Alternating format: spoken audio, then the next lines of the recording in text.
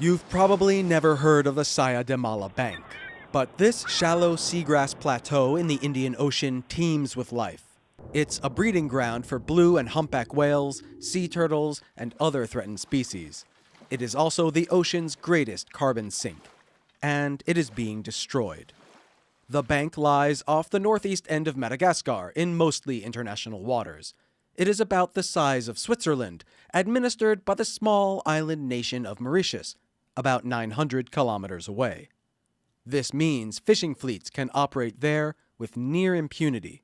But one nonprofit organization is working to document the destruction of this marine ecosystem.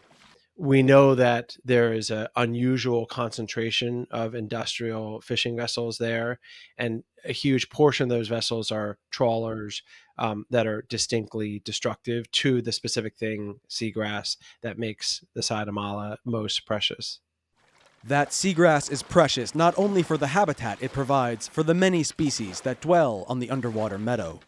It's a big, very important place, largely because of seagrass's carbon capture potential. What seagrass does is pulls carbon out of the water that ended up in the water because the water pulled it out of the air, and then it holds it and it stores it in its roots.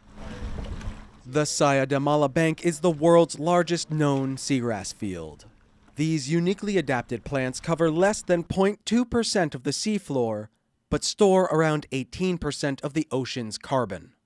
This is really a silver bullet for climate change. Seagrass does it faster than anything on land, to the tune of 20 to 30 times faster than, say, trees in the Amazon.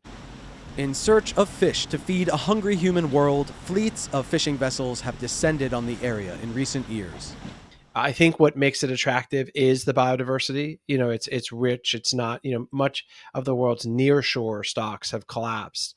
Too much fishing, too many fishing boats, and not enough fish close to land. So ships are going further to more exotic places to try to find the best catch.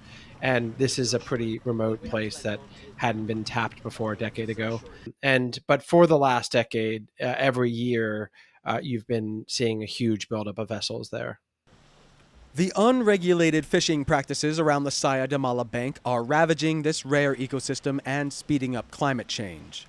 Fleets from Sri Lanka and Thailand have been operating there for years, and so have those from Taiwan. And the Saya de Malha is a place where there's a huge flow of tuna in that area. But because it's so far historically, other fleets haven't gone there, but the Taiwanese are now. There are many parties to this destructive process that puts short-term profit above long-term global health. Alex Chen and Jonathan Kaplan for TaiwanPlus.